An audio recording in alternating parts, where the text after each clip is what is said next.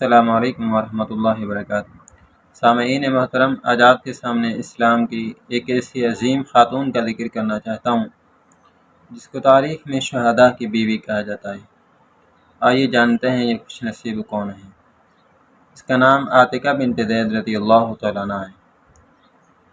ان کا پہلا نکاح سیدنا عبداللہ بن ابی بکر رضی اللہ تعالیٰ عنہ سے ہوا، وہ شہید ہو گئے۔